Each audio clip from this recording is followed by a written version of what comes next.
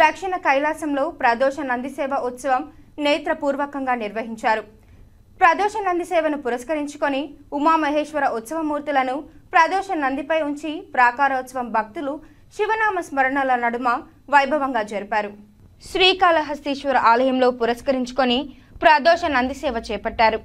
ఆలయంలోని స్వామివారి ఆలయం వద్ద ప్రదోష నంది మూర్తిపై ఉమామహేశ్వరుల ఉత్సవమూర్తులను కొలువు తీర్చి విశేష అలంకారాలు చేసి విశేష పూజలు జరిపారు.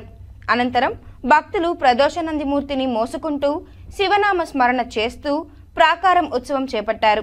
ఆలయ ఆవరణంలోని రాతి ధ్వజస్తంభం వద్ద ప్రదోషమూర్తులకు విశేష మంగళ వాయిద్య నీరాజనాలు సమర్పించారు.